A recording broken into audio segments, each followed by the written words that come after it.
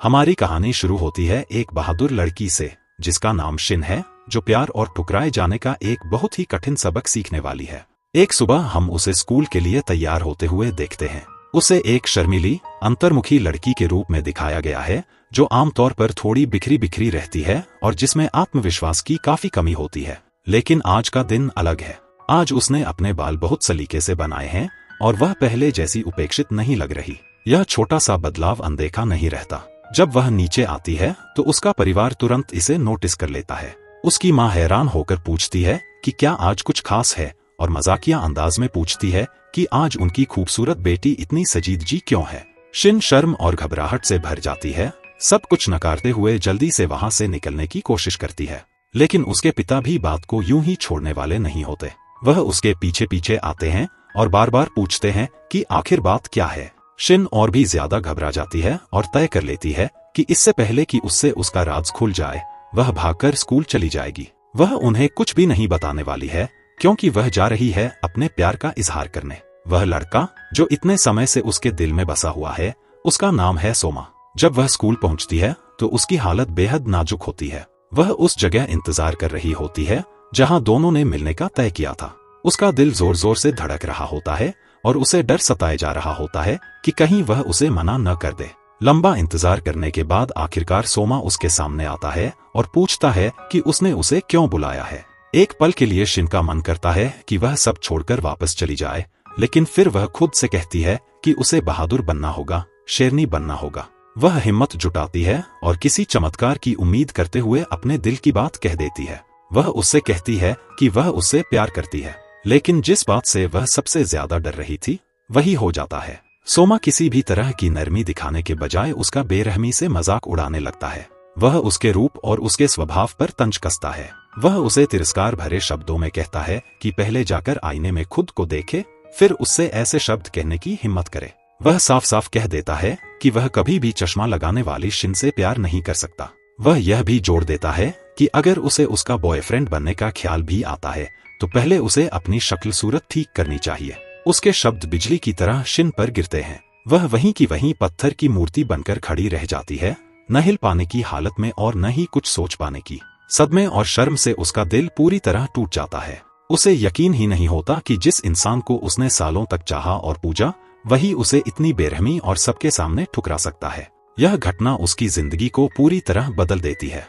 वह इस सदमे के साथ पूरे 12 साल तक जीती है। उस दिन के बाद वह खुद को दुनिया से अलग कर लेती है और फैसला करती है कि यूनिवर्सिटी पूरी होने तक वह घर से बाहर ही नहीं निकलेगी। लेकिन शिन उन लोगों में से नहीं है जो जिंदगी भर बैठकर रोते रहें। खुद को संभालने और अपने दुख को महसूस करने के बाद वह एक बड़ा फैसला लेती है। वह खुद को बदलना चाहती है। वह अपने दर्द को ताकत में बदल देती है और मेकअप को अपना जुनून बना लेती है। वह खुद से प्यार करना सीखती है, अपनी स्किल्स को निखारती है और अपने लुक पर ध्यान देना शुरू करती है। समय तेजी से आगे बढ़ता है। 12 साल बाद हम एक बिल्कुल नई शिन को देखते हैं। अब वह 29 साल की है, एक मजबूत और आत्मनिर्भर महिला जो एक सफल और आत्मविश्वासी ब्यूटी कंसल्टेंट बन चुकी है। जब वह सड़क पर चलती है तो लोग उसकी खूबसूरती से मंत्रमुग्ध हो जाते हैं। हर कोई उसे पसंद करता है, लेकिन एक समस्या अब भी है। स्कूल के दिनों की वह घटना उसे पूरे पुरुष वर्ग से दूर कर चुकी है। उसने मान लिया है कि रोमांटिक रिश्ते उसके लिए नहीं हैं। उसने पुरुषों से सारे रिश्ते तोड़ दिए हैं और प्यार या डेटिंग के बारे में सोचना भी छोड़ दिया है। उसकी सबसे अच्छी दोस्त मित्सुकी, जिसे सब सुकी कहते हैं, इस बात को लेकर बहुत परेशान रहती है। वह शिन से मिलने आती है और उसे याद दिलाती है कि वह जल्द ही 30 साल की होने वाली है और अब तक एक भी रिश्ते में नहीं रही। शिन खुद को सही ठहराने की कोशिश करती है और कहती है कि वह काम में बहुत व्यस्त है और उसके पास इन सब बेकार की बातों के लिए समय नहीं है। लेकिन मित्सुकी सच्चाई समझ जाती है। वह शिन से कहती है कि वह जानती है कि वह अब तक अपने स्कूल के उस लड़के सोमा को भुला नहीं पाई है। जैसे वह उसके दिल की बात पढ़ रही हो, वह कहती है कि शिन को अतीत को पीछे छोड़ना होगा और अपने दिल को नए प्यार के लिए खोलना होगा। शिन घबरा जाती है और सख्त लहजे में कहती है कि अतीत सिर्फ जख्म है और वह सब कुछ भूल चुकी है। जाने से पहले मित्सुकी उस रात बाहर जाने की अपनी योजना पक्की कर लेती है और शिन भी हामी भर देती है। मित्सुकी के जाने के बाद शिन के विचार भटकने लगते हैं और उसे याद आता है कि आखिर वह पहली बार सोमा से प्यार में क्यों पड़ी थी। हाई स्कूल के दिनों में वह बहुत शर्मीली थी और खुद का बचाव करना नहीं जानती थी। उसके क्लासमेट्स उसकी अच्छाई का फायदा उठाते थे, उसे तंग करते थे और उससे अपना काम करवाते थे। लेकिन एक दोपहर सोमा एक हीरो की तरह सामने आया था। उसने सबके सामने उसका बचाव किया था। शिन उसके लिए बेहद आभारी हो गई और उसी पल वह उस पर दिल हार बैठी। वह दूर से उसे देखती रही, खामोशी से उससे प्यार करती रही, उस दिन तक जब उसने अपने दिल की बात कहने की हिम्मत की। लेकिन उसे यह समझ आ गया कि पुलिस की छेड़छाड़ सहना सोमा के उन बेरहम शब्दों से कहीं आसान था। उस दिन के बाद उसने अपने दिल के दरवाजे बंद कर लिए। उसने तय कर लिया कि वह दोबारा कभी प्यार या रिश्तों में नहीं पड़ेगी, क्योंकि वह फिर से ठुकराए जाने का दर्द सहना नहीं चाहती थी। उसी रात शिन अपना काम खत्म करती है और अपनी दोस्त से मिलने निकलती है। उसे लगता है कि यह एक सामान्य सी नाइट आउट होगी, लेकिन वह पूरी तरह चौंक जाती है जब मित्सुकी उसे एक ग्रुप ब्लाइंड डेट पर ले जाती है, जहां कई युवा लड़के मौजूद होते हैं और उसे उनमें से किसी एक को चुनना होता है। मित्सुकी जोर देती है कि जब वह यहाँ आ ही गई है तो उसे बैठना होगा और किसी को चुनना होगा। असहज और थोड़ा फंसा हुआ महसूस करते हुए शिन अनिच्छा से मान जाती है। जल्द ही एक युवक उसके पास आता है और उससे बात करना शुरू करता है।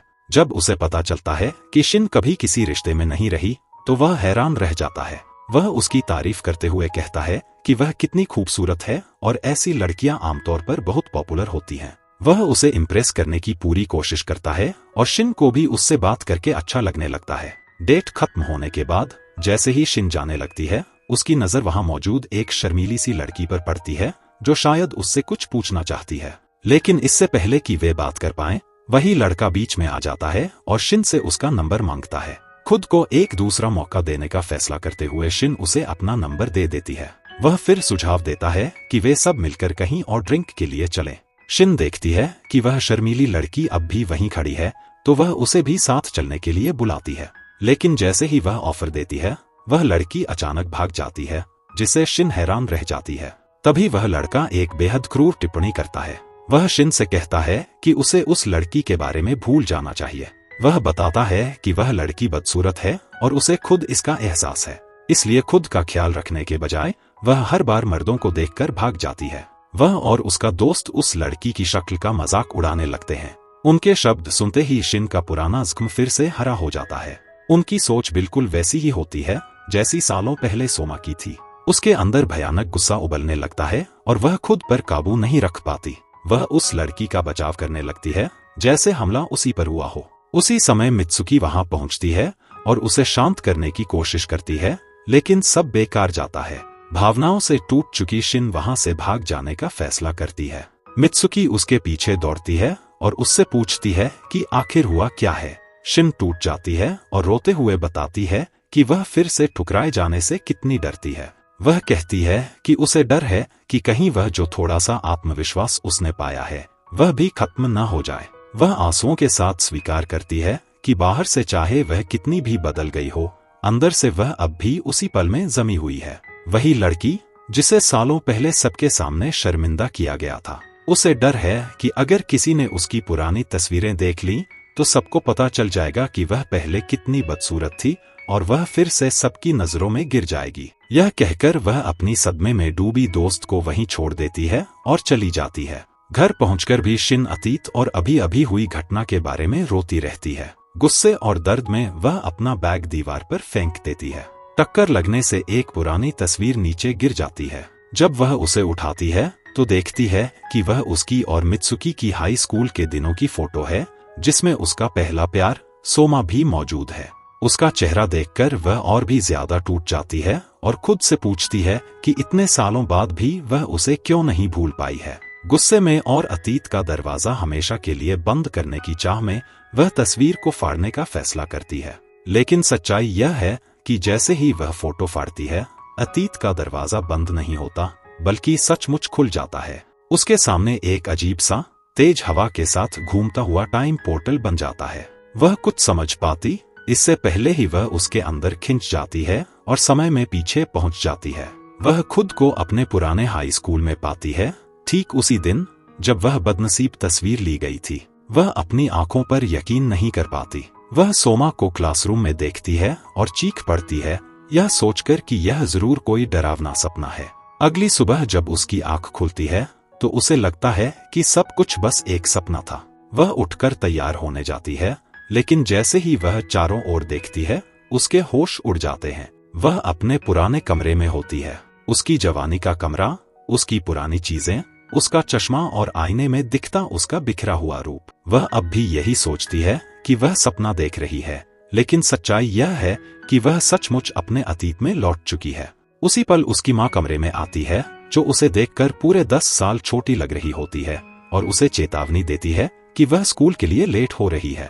तभी शिन को एहसास होता है कि कुछ तो बहुत गलत है। अब उसे लगने लगता है कि यह सपना नहीं है, बल्कि कोई मौका है। वह तय करती है कि वह इसे दिन ब दिन जिएगी और शायद इसका मजा भी लेगी। वह जल्दी से तैयार होती है, लेकिन इस बार सब कुछ अलग तरीके से करती है। वह चश्मा उतार देती है, कॉन्टैक्ट लेंस लगाती है, अपने बाल खोल देती है और हल्का मेकअप करती है, बिल्कुल वैसे ही जैसे वह अपने असली समय में करती थी। उसका रूप पूरी तरह बदल जाता है और वह स्कूल के लिए निकल पड़ती है। जैसे ही वह स्कूल पहुंचती है, पूरे क्लास का ध्यान उसी पर टिक जाता है। वह इतनी अलग और खूबसूरत लग रही होती है कि कोई भी उसे पहली नजर में पहचान नहीं पाता। यहाँ तक कि उसकी सबसे अच्छी दोस्त मित्सुकी भी उसे पहचान नहीं पाती। शिन घबरा जाती है, समझ नहीं पाती कि इतने लोगों की नजरों के बीच कैसे पेश आए। तभी सोमा क्लासरूम में आता है और सबके लिए हैरानी की बात यह होती है कि वही एक इंसान होता है जो उसे तुरंत पहचान लेता है। वह सामान्य लहजे में कहता है कि वह तो पहले जैसी ही लग रही है, बस पहले थोड़ा अजीब कपड़े पहनती थी। फिर वह उसकी तारीफ करते हुए कहता है कि उसका चेहरा बहुत प्यारा है। यह सुनकर शिन बिल्कुल चुप हो जाती है। इतने नए ध्यान और बदले हुए हालात में वह एक नई जिंदगी जीने लगती है, भले ही उसे अब भी लगता हो कि यह सब बस एक सपना है। बाद में मित्सुकी सोमा से पूछती है कि जब शिन का लुक इतना बदल गया था तो वह कैसे उसे पहचान गया। सोमा जवाब देता है कि उसका रूप असल में बदला ही नहीं। वह कहता है कि शिन हमेशा से ही खूबसूरत और प्यारी थी, बस उसके कपड़े थोड़े अटपटे थे। यह सुनकर शिन हैरान भी होती है और शर्मिंदा भी। उसे डर लगने लगता है कि अगर यह सपना नहीं हुआ तो क्या होगा। घबराहट में वह क्लासरूम से बाहर भाग जाती है। सोच में डूबी हुई वह चलते चलते एक पत्थर पर फिसल जाती है और गिरने ही वाली होती है, लेकिन तभी सोमा वहां पहुंच जाता है और उसे थाम लेता है। उस पल जब वह उसकी आंखों में देखती है तो उसे यकीन हो जाता है कि यह सपना नहीं है, सब कुछ बहुत असली लग रहा होता है। वह उससे पूछती है कि अभी कौन सा साल चल रहा है। सोमा जवाब देता है 2010 और सबूत के तौर पर अपना पुराना फ्लिप फोन भी दिखाता है। तभी शिन को सच्चाई समझ आ जाती है, यह सपना नहीं है, वह सचमुच अतीत में लौट आई है। उसे एक दूसरा मौका मिला है और वह तय करती है कि वह इस नई जिंदगी को पूरी तरह जिएगी और इसका आनंद लेगी। अगली सुबह जब वह उठती है तो सोचती है कि शायद उसका कमरा ही किसी तरह का टाइम पोर्टल है। वह वापस अपने समय में जाने की कोशिश करती है, लेकिन नाकाम रहती है। जवाब की तलाश में वह अपनी माँ से भी पूछती है कि क्या उनके किसी पुराने रिश्तेदार के पास कोई अलौकिक शक्ति थी, लेकिन उसे निराशा ही हाथ लगती है। थोड़ी देर बाद स्कूल जाते समय वह मित्सुकी को अपनी अजीब कहानी सुनाने की कोशिश करती है, लेकिन उसे एक नॉवेल के आइडिया की तरह पेश करती है जो टाइम ट्रेवल पर आधारित है। मित्सुकी बताती है कि वह किसी ऐसे इंसान को जानती है जिसे इस विषय में दिलचस्पी है और वादा करती है कि वह उनकी मुलाकात करवाएगी। शिन को उम्मीद की किरण नजर आती है और वह उत्साहित हो जाती है, यह सोचकर कि शायद उसे अपने भविष्य में लौटने का तरीका मिल जाए। इसके बाद वह लाइब्रेरी जाती है और टाइम ट्रेवल से जुड़ी हर किताब पढ़ डालती है, लेकिन कोई काम की जानकारी नहीं मिलती। क्लासरूम लौटते समय वह सोमा को एक दूसरी लड़की के साथ देखती है जो उसे अपने दिल की बात बता रही होती है। वह देखती है कि सोमा उस लड़की को भी उसी बेरहमी से ठुकरा देता है जैसे उसने कभी उसे ठुकराया था। वह लड़की को ताना मारता है कि इतनी मेकअप लगाकर अपनी बदसूरत त्वचा को छुपाना ठीक नहीं है, लेकिन इस बार लड़की चुप नहीं रहती। वह गुस्से में उसे थप्पड़ मारती है और वहां से चली जाती है। यह सब देखकर शिन कसम खाती है कि वह उसे यूं ही नहीं छोड़ने वाली। वह अपने छिपने की जगह से बाहर आती है और उस लड़की से माफी मांगती है। फिर वह सोमा का सामना करती है और पूछती है कि जब किसी को अपने जज्बात बताने में इतनी हिम्मत लगती है तो वह इतना बेरहम कैसे हो सकता है। सोमा बताता है कि वह जानबूझकर ऐसा करता है ताकि लड़कियां उससे जल्दी नफरत करने लगे और झूठी उम्मीद ना पाले।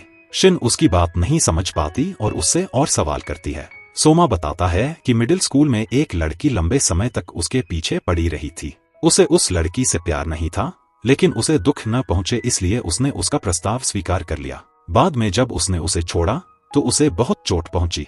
उसी दिन से उसने ठान लिया कि वह सच से भी ज्यादा कड़वा बन जाएगा। शिन उससे पूछती है कि क्या उसे लगता है कि किसी को जिंदगी भर का सदमा देना बेहतर है। वह साफ कहती है कि उसके साथ जो भी हुआ हो उसे किसी और का दिल तोड़ने का हक नहीं देता। यह कहकर वह वहां से चली जाती है, उसे उसकी बातों पर सोचने के लिए छोड़कर। इसके बाद वह उस लड़की को ढूंढती है जिसे सोमा ने ठुकराया था, ताकि उसकी मदद कर सके और उसका दिल टूटने को जिंदगी भर का जख्म न बनने दे। वह उसे संभालती है और खुश करने के लिए मेकअप सिखाने का ऑफर देती है। क्लास खत्म होने के बाद जब शिन स्कूल से निकल रही होती है तो उसे बाहर सोमा इंतजार करता हुआ मिलता है। वह माफी मांगता है, शिन से नहीं बल्कि यह मानते हुए कि उसे उस लड़की से माफी मांगनी चाहिए। वह कहता है कि शिन सही थी और वह जाकर उससे माफी मांगेगा।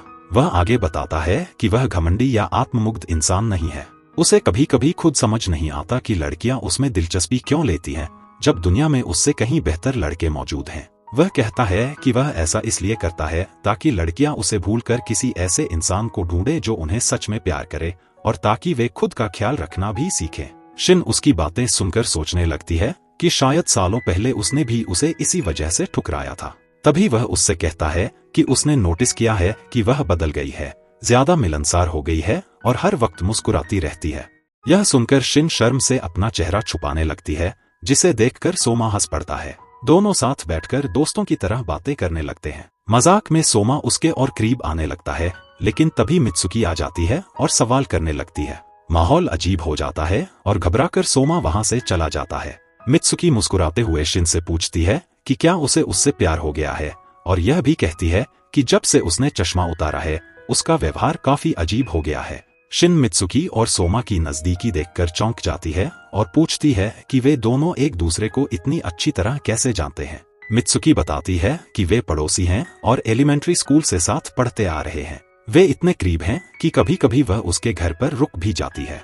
यह सुनकर शिन को एहसास होता है कि अतीत में सोमा के सबसे करीबी इंसान वही दो थे, और मित्सुकी ही वह अकेली लड़की थी जिससे सोमा खुलकर बात करता था। अब शिन को यकीन हो जाता है कि दोनों के बीच कुछ न कुछ जरूर है। इन सब ख्यालों के कारण वह बाद में अकेले खाना खाने का फैसला करती है। घर लौटते समय वह अचानक सोमा से टकरा जाती है। उसके पैसे गिर जाते हैं और सोमा तुरंत उसकी मदद करता है। वह उसका बैग उठाने की पेशकश करता है और उसे घर तक छोड़ने चल पड़ता है। शिन अंदर ही अंदर बेहद खुश होती है, जैसे किसी टीवी सीरियल का सपना सच हो रहा हो, जहां उसका पहला प्यार उसे घर तक छोड़ने आया हो। अगली सुबह स्कूल पहुंचकर उसे मित्सुकी की नोटबुक मिलती है। जब वह उसे खोलती है तो देखकर सन्न रह जाती है। उसमें मित्सुकी और सोमा की तस्वीरें चिपकी होती हैं, चारों तरफ दिल बने होते हैं। नीचे लिखा होता है, दुनिया में मुझे उससे ज्यादा कोई पसंद नहीं, मेरा पड़ोसी, मेरा प्यार, मेरी पूरी दुनिया। इससे शिन का शक और गहरा हो जाता है कि उसकी सबसे अच्छी दोस्त उसके क्रश से प्यार करती है। क्लास खत्म होने पर वह दूर से मित्सुकी और सोमा को साथ में हंसते खेलते देखती है। वह नजारा उससे सहा नहीं जाता और वह वहां से हटने लगती है, खुद को उनकी कहानी में तीसरा पहिया महसूस करते हुए। उसी समय कारू वहां आती है, जो मित्सुकी की दोस्त है और टाइम ट्रेवल में दिलचस्पी रखती है। मित्सुकी उसे स्कूल बुलाती है ताकि शिन से मिलवा सके। वह सुझाव देती है कि वे सब साथ में किसी रेस्टोरेंट चलें और आराम से बात करें, लेकिन शिन ठंडेपन से मना कर देती है। वह तब तक अपने समय में लौटने के बारे में सोच भी नहीं सकती जब तक उसे यह न पता चल जाए कि मित्सुकी और सोमा के बीच सच में क्या रिश्ता है। वीकेंड पर उसकी माँ उसे याद दिलाती है कि 2 दिन बाद स्कूल कैंप है और उसे अपना सूटकेस पैक करना होगा। शिन को अपने असली समय का कैंप याद आ जाता है, जहां उसकी यादें बिल्कुल अच्छी नहीं थी। वहां वह ज्यादातर अकेली रहती थी और जब मित्सुकी ने सोमा से उसके साथ लकड़ियां लाने को कहा था तो उसने साफ मना कर दिया था, यह कहते हुए कि उसके साथ रहना असहज है। फिर भी वह इस बार जाने का फैसला करती है, इस उम्मीद के साथ कि शायद इस बार सब कुछ अलग होगा। जब वह सामान पैक करने लगती है तो उसे एहसास होता है कि उसके सारे कपड़े कितने पुराने और भद्दे हैं। अब उसे समझ आता है कि सोमा उसके कपड़ों पर तंज क्यों कसता था। वह इस बार बेहतर छाप छोड़ना चाहती है, इसीलिए वह मित्सुकी से कहती है कि वे साथ में शॉपिंग चले। कपड़े देखते हुए उनका रिश्ता फिर से सामान्य और अच्छा लगने लगता है, लेकिन तभी मित्सुकी फैसला करती है कि वह सोमा को ढूंढकर उससे आउटफिट्स पर उसकी राय लेगी। शिन पुराने और घिसे हुए ट्रैकसूट में दिखने को लेकर शर्मिंदा हो जाती है, इसलिए वह छुपने का फैसला करती है। अपनी दोस्त को अचानक गायब न पाकर मित्सुकी परेशान हो जाती है और उसे ढूंढने बाहर निकलती है। सोमा तुरंत समझ जाता है कि शिन कहाँ छुपी हुई है। वह उसका फोन उधार मांगता है ताकि मित्सुकी को बता सके कि वह अभी भी स्टोर में ही है। मित्सुकी के लौटने का इंतजार करते हुए वह मजाक में उसके ट्रैकसूट का मजाक उड़ाने लगता है, लेकिन फिर उसे एहसास होता है कि वह ज्यादा बोल गया है और कहता है कि वह बस मजाक कर रहा था। शिन उसे बताती है कि समस्या यह नहीं है कि किसी ने उसे देख लिया, बल्कि यह है कि उसने देखा। उसकी बात सुनकर सोमा पूछ बैठता है कि उसकी राय उसके लिए इतनी मायने क्यों रखती है। शिन घबरा जाती है और तुरंत बात बदलते हुए कहती है कि उसे बस डर था कि वह फिर से कोई सख्त लेक्चर न दे दे। इसके बाद सोमा उसकी मदद करने का फैसला करता है और उसके लिए कुछ कपड़े चुनने लगता है जो उसे उसके हिसाब से सही लगते हैं। लेकिन तभी मित्सुकी लौट आती है और बीच में दखल देती है, यह पूछते हुए कि क्या उसे कहीं स्टाइलिस्ट की नौकरी मिल गई है। यह सुनकर सोमा शर्मिंदा हो जाता है और वहां से चला जाता है। इस रुकावट के बावजूद शिन वही कपड़े खरीद लेती है जो सोमा ने उसके लिए चुने थे। कुछ घंटों बाद शिन और मित्सुकी ड्रिंक के लिए बाहर जाती हैं। तभी एक लड़का वहां आता है। मित्सुकी उसे पहचानती है और शिन से उसका परिचय अपने बॉयफ्रेंड के रूप में कराती है। शिन चौंक जाती है, उसे लगता है कि उसने इस लड़के को भविष्य में कहीं देखा है।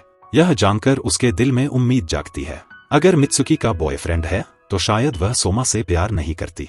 लेकिन तभी मित्सुकी का बॉयफ्रेंड शिन के साथ बदतमीजी करने लगता है। उसे लगता है कि वह उसकी दोस्त को नुकसान पहुंचा सकता है। शिन उसके सामने खड़ी हो जाती है और साफ शब्दों में कहती है कि उसकी दोस्त एक रेड लाइन है और वह किसी को भी उसे चोट पहुंचाने नहीं देगी। वह गुस्से में उसके ऊपर पानी से भरा गिलास फेंक देती है और चेतावनी देती है कि वह मित्सुकी से दूर रहे। शिन के इस साहस से हिम्मत पाकर मित्सुकी उसका धन्यवाद करती है और उसी वक्त उस जहरीले रिश्ते को खत्म कर देती है। दिन बीतते जाते हैं और आखिरकार कैंप का दिन आ जाता है। शिन घबराई हुई होती है क्योंकि उसे अपने पुराने समय का कैंप याद आता है। लेकिन इस नई हकीकत में जब मित्सुकी सुझाव देती है कि शिन के साथ सोमा लकड़ियां लाने जाए तो सब कुछ अलग हो जाता है। इस बार सोमा बिना किसी हिचकिचाहट के तुरंत हाँ कर देता है, जिससे शिन पूरी तरह चौंक जाती है। जब वे अकेले होते हैं तो वह उससे पूछती है कि उसने जाने के लिए हाँ क्यों कहा। सोमा जवाब देता है कि वह उसके साथ अकेला समय बिताना चाहता था। यह सुनकर शिन बेहद घबरा जाती है और शर्मा जाती है। सोमा हंसते हुए कहता है कि वह तो बस मजाक कर रहा था। हमेशा की तरह शिन चिढ़ जाती है और कहती है कि उसके मजाक बहुत बुरे हैं और उसके जज्बात कोई खेल नहीं है। यह कहकर वह वहां से चली जाती है। कुछ घंटों बाद जब शिन खाने की तैयारी के लिए सब्जियां काट रही होती है, तब कुछ लड़के उसके पास आकर फ्लर्ट करने लगते हैं और उससे उसका नंबर मांगते हैं। तभी उसे याद आता है कि कपड़ों की दुकान वाले दिन से सोमा ने उसका फोन वापस ही नहीं किया था। वह अपना फोन लेने के लिए सोमा की केबिन की तरफ जाती है। वहां पहुंचने पर सोमा कहता है कि उसे याद नहीं कि उसने फोन कहाँ रखा था और उससे अपना बैग देखने को कहता है। फिर वह उसे मनाता है कि थोड़ी देर फोन भूलकर अंदर आकर उसके साथ कार्ड्स खेले। वे दोनों हंसते हुए खेलते हैं। लेकिन जब शिन जाने ही वाली होती है तो सोमा अचानक उसका हाथ पकड़ लेता है, जिससे वह बहुत नर्वस हो जाती है। ठीक उसी पल मित्सुकी वहां आ जाती है क्योंकि उसे डर था कि उसकी दोस्त कहीं उसके साथ अकेली न हो। शिन तुरंत छुपने का फैसला करती है। मित्सुकी सोमा को बताती है कि सब दोस्त बारबेक्यू के लिए इकट्ठा हो रहे हैं और उसे भी आना चाहिए। उसके जाने के बाद शिन बाहर आती है। खाना खाने के बाद मित्सुकी सबको एक व्यू पॉइंट पर चलने का न्योता देती है। लेकिन साथ जाने से पहले ही सोमा शिन का हाथ पकड़ता है और उसे अपने साथ दौड़ा कर ले जाता है, फिर से उसके साथ अकेला होने के लिए। पीछे छूटी मित्सुकी को याद आता है कि उसने पहले शिन को सोमा के कमरे में छुपते हुए देखा था, जिससे उसके अंदर जलन की लहर दौड़ जाती है। उसी समय उसे कारू का फोन आता है। कारू उसे उस ताबीज के लिए धन्यवाद देती है जो उसने सोमा को शिन में दिलचस्पी लेने के लिए दिया था, क्योंकि लगता है कि वह काम कर रहा है। लेकिन यह वही बात थी जो मित्सुकी चाहती थी। फिर भी अब यह सुनकर उसका दिल भारी हो जाता है। फोन रखने के बाद दूसरी तरफ कारू हैरान रह जाती है, यह सोचकर कि उसने जो असली जादू किया था वह अब तक क्यों नहीं चला। जब मित्सुकी अपनी सैर से लौटती है तो वह अपने दोनों सबसे अच्छे दोस्तों को ढूंढती है और उन्हें साथ में मार्शमैलो खाते हुए देखती है। वह उनके पास जाने का फैसला करती है, लेकिन एक बार फिर सोमा शिन का हाथ पकड़कर उसे वहां से ले जाता है और मित्सुकी को अकेला छोड़ देता है। उस रात शिन और सोमा साथ मिलकर पटाखे जलाते हैं। वह पल शिन को बेहद खुश कर देता है, लेकिन तभी उसे याद आता है कि उसकी असली दुनिया में वह दिन उसने मित्सुकी के साथ बिताया था। उसे अपराध बोध और उदासी घेर लेती है और वह रोने लगती है। सोमा उसे परेशान देखता है और पूछता है कि वह उसे बेहतर महसूस कराने के लिए क्या कर सकता है। कमजोरी के उस पल में शिन उसे गले लगाने के लिए कहती है और सोमा उसे गले लगा लेता है। अगले दिन उसकी एक क्लासमेट जो उसकी खूबसूरती से प्रभावित होती है, उससे मदद मांगती है। वह बताती है कि वह आज अपने क्रश को प्रपोज करने वाली है और चाहती है कि शिन उसका मेकअप कर दे। शिन खुशी खुशी मान जाती है। मेकअप खत्म होने के बाद वह लड़की शिन से कहती है कि वह उसके साथ नैतिक सहारे के लिए उसके क्रश की केबिन तक चले। लेकिन जब वे वहां पहुंचती हैं तो शिन को पता चलता है कि उस लड़की का क्रश कोई और नहीं बल्कि सोमा है। वह इस मौके का फायदा उठाकर अपने क्रश से मिलने का फैसला करती है। लेकिन जैसे ही वह दरवाजे के पास पहुंचती है वह अंदर से मित्सुकी की आवाज सुनती है जो सोमा से कह रही होती है कि वह उससे प्यार करती है। लेकिन सोमा तुरंत जवाब देता है कि उसके लिए मित्सुकी के लिए उसके जज्बात अब अतीत की बात हैं, मिडिल स्कूल के समय की।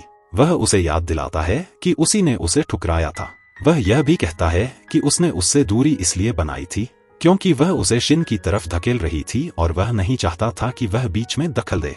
ये शब्द मित्सुकी को गहराई से चोट पहुंचाते हैं। वह रोती हुई केबिन से बाहर भागती है और दरवाजे पर खड़ी शिन से टकरा जाती है। शिन उसे रोकने की कोशिश करती है लेकिन मित्सुकी चिल्लाकर कहती है कि वह उसे अब परेशान न करे। वह यह भी जोड़ती है कि असल में वह कभी नहीं चाहती थी कि वे दोनों खुश रहें और यह कहकर आंसुओं में डूबी वहां से भाग जाती है। उसी समय मित्सुकी को अपना अतीत याद आने लगता है। उसे याद आता है कि वह कभी सच में किसी की पसंदीदा बच्ची नहीं रही। उसके माता पिता बस उसे पैसे देते थे और स्कूल की जिंदगी से उन्हें कोई मतलब नहीं था। इसी वजह से वह हर उस इंसान के करीब चली जाती थी जो उसे थोड़ा सा भी प्यार दिखाता था, भले ही वे उसका फायदा ही क्यों न उठा रहे हों। फिर उसकी मुलाकात सोमा से हुई जो उसी तरह की स्थिति से गुजर रहा था। वह उसे गलत संगत से बचाने के इरादे से उसके करीब आई और धीरे धीरे उससे प्यार करने लगी। हालांकि सोमा भी उससे प्यार करता था लेकिन मित्सुकी उनकी दोस्ती को खराब नहीं करना चाहती थी, इसलिए जब उसने अपने दिल की बात कही तो उसने उसे ठुकरा दिया।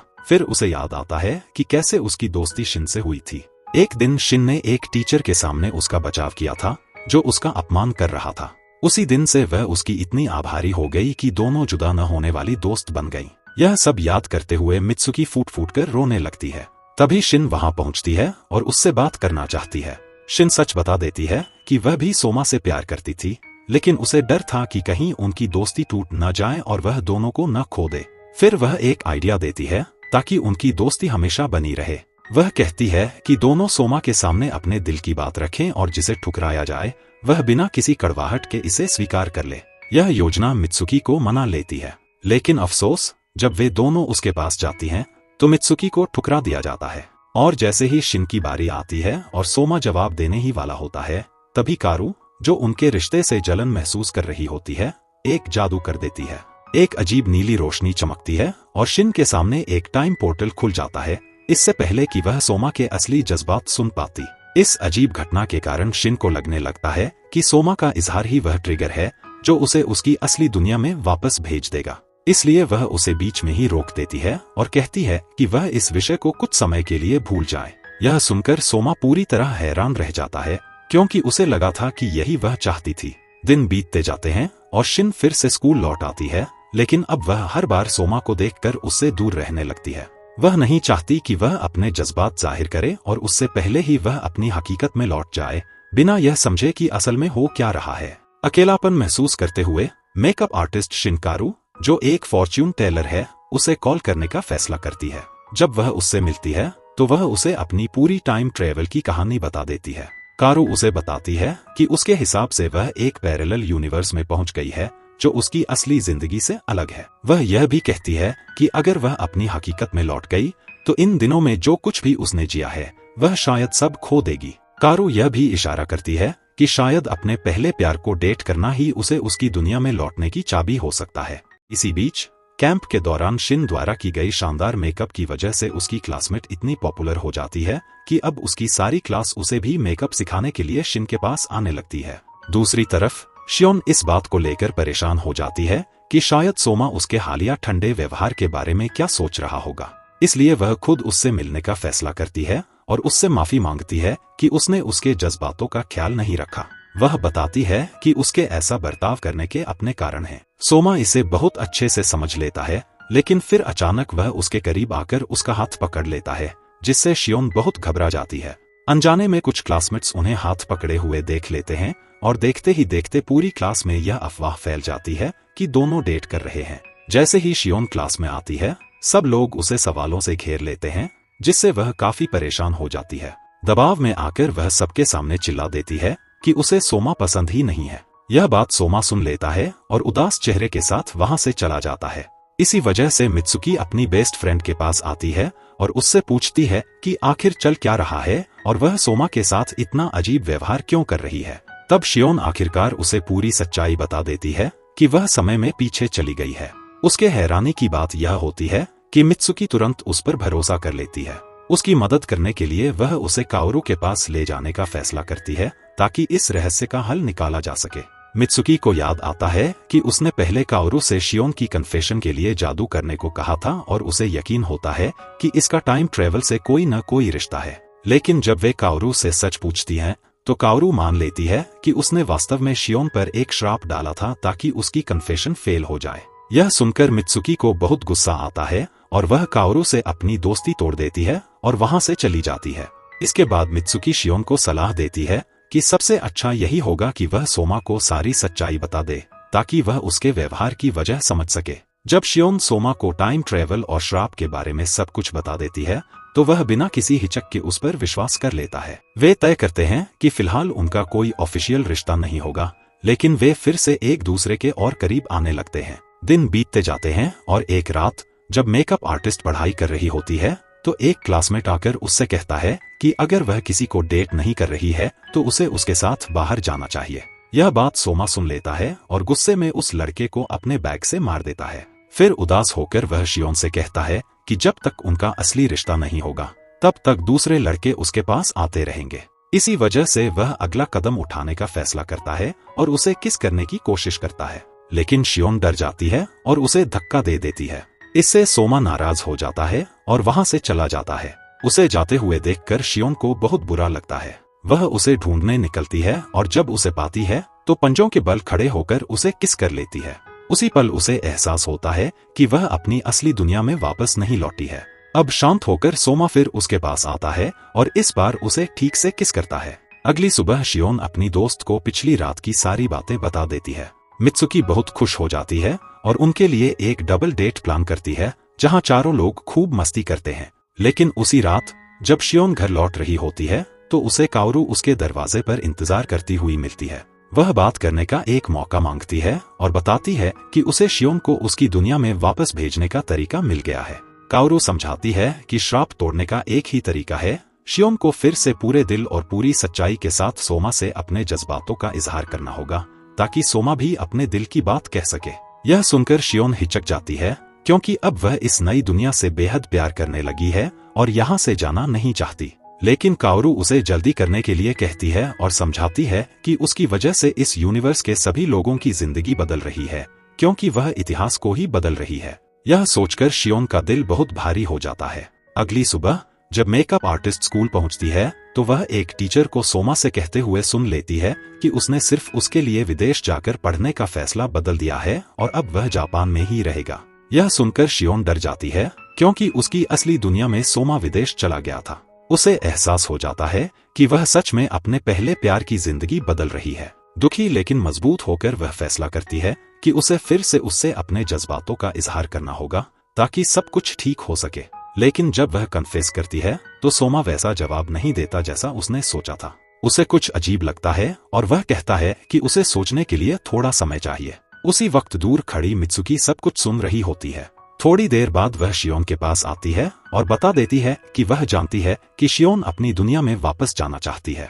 दोनों हैरान रह जाते हैं क्योंकि उन्हें लगा था कि मित्सुकी हमेशा उनके साथ रहना चाहती है। दोपहर में जब शियोन घर पर होती है तो वह अपनी माँ से अपने भविष्य के करियर के बारे में बात करती है और अचानक उसे अपनी असली दुनिया के माता पिता और मित्सुकी की बहुत याद आने लगती है। हिम्मत जुटाकर वह अगली सुबह सोमा के पास जाती है और पूरी सच्चाई बता देती है कि वह वापस जाना चाहती है क्योंकि उसे पता है कि वह इस जगह की नहीं है। हालांकि उसे जाने देना सोमा के लिए बहुत दर्दनाक होता है, फिर भी वह उसके फैसले को स्वीकार कर लेता है और बस उसे एक आखिरी दिन साथ बिताने की गुजारिश करता है। अगले दिन मित्सुकी और शियोन अपनी मेकअप किट्स क्लासमेट्स को दे देती हैं, जिसे सब एक विदाई की तरह लेते हैं। लेकिन सोमा हार मानने को तैयार नहीं होता। वह अपने दोस्त से कहता है कि उसे काओरू के पास ले चले जिसने यह श्राप लगाया था। जब वे काओरू से मिलते हैं तो वह मान लेती है कि उसने यह सब इसलिए किया था क्योंकि वह शियोन से नफरत करती थी क्योंकि उसी की वजह से मित्सुकी उससे दूर हो गई थी। यह सुनकर सोमा दुखी हो जाता है, लेकिन उसे एक आइडिया आता है। उसे लगता है कि अगर उस श्रापित फोटो को नष्ट कर दिया जाए जिससे सब कुछ शुरू हुआ था, तो सारी समस्याएं खत्म हो जाएंगी। वह तुरंत शियोन को ढूंढता है और उसके सामने तीनों की उस फोटो को फाड़ देता है। अचानक फिर से टाइम पोर्टल खुलता है और इस बार शियोन, सोमा और मित्सुकी तीनों उस दिन में लौट जाते हैं जिस दिन वह फोटो ली गई थी। सोमा बहुत खुश हो जाता है, यह सोचकर कि अब श्राप टूट चुका है और शियोन हमेशा उसके साथ रह पाएगी। लेकिन शियोन उदास होकर बताती है कि वह ऐसा नहीं चाहती। वह मित्सुकी से कहती है कि वह फिर से काओरू के पास जाए और फोटो को दोबारा ठीक करवाए। वह समझाती है कि इन्हीं अनुभवों की वजह से, यहाँ तक कि सोमा के पहले रिजेक्शन की वजह से भी, वह आज एक मजबूत महिला बन पाई है। यह सुनकर सोमा को बहुत ग्लानि होती है और वह माफी मांगता है कि वह कितना स्वार्थी हो गया था। फिर वे तुरंत काओरू के पास जाते हैं। इसके बाद शियोन सबको अलविदा कहना शुरू करती है, पहले अपने माता पिता को, फिर अपनी सबसे अच्छी दोस्त को और आखिर में वह सोमा के साथ एक आखिरी डेट पर जाती है। वह उसे अपनी जवानी को खूबसूरत बनाने के लिए धन्यवाद देती है और पूछती है कि क्या वह अपनी दुनिया में लौटने के बाद उसे ढूंढ सकती है। आंसुओं के साथ सोमा हाँ कह देता है। फिर ठीक वैसे ही जैसे उसकी असली दुनिया में हुआ था, वह एक बार फिर उससे अपने प्यार का इजहार करती है और इस बार वह भी उसी तरह उसके जज्बातों को स्वीकार कर लेता है। उसी पल शियोन गायब होने लगती है और अपनी असली दुनिया में उसी पल लौट आती है जब उसने फोटो फाड़ी थी। इस अद्भुत सफर के बाद सबसे पहला काम वह मित्सुकी से अपनी पिछली लड़ाई के लिए माफी मांगती है। कुछ दिनों बाद वह हर जगह सोमा को ढूंढने लगती है, लेकिन उसे पता चलता है कि उसके सारे पुराने दोस्त उससे संपर्क खो चुके हैं। तब मित्सुकी एक पिकनिक का आयोजन करती है ताकि उनके सारे मिडिल स्कूल के दोस्त फिर से मिल सके। वहां शियोन उस आखिरी जगह जाती है जहां उसने अपने पहले प्यार से अपने दिल की बात कही थी, और तभी उसके पीछे से सोमा आ जाता है। वह बताता है कि उसे नहीं पता वह वहां क्यों आया, बस उसे ऐसा लगा कि उसे वहीं होना चाहिए। शियोन उसे बताती है कि शायद वह उसके बारे में सपने देख रहा था और वह साफ करती है कि वे सपने नहीं थे, बल्कि सच में सब कुछ हुआ था, क्योंकि वह समय में पीछे गई थी। उसकी राहत के लिए सोमा तुरंत उस पर विश्वास कर लेता है। शियोन कहती है कि वह उससे हमेशा प्यार करेगी और सोमा भी वही जवाब देता है, यह कहते हुए कि वह भी उससे सच्चा प्यार करता है। फिर वह धीरे धीरे उसके करीब आता है और उसे किस करता है, और इसी के साथ उनकी लंबी और उलझी हुई प्रेम कहानी एक सुखद अंत तक पहुंच जाती है। वीडियो पसंद आया हो तो लाइक करें, चैनल को सब्सक्राइब करें। देखने के लिए धन्यवाद। मिलते हैं अगली वीडियो में।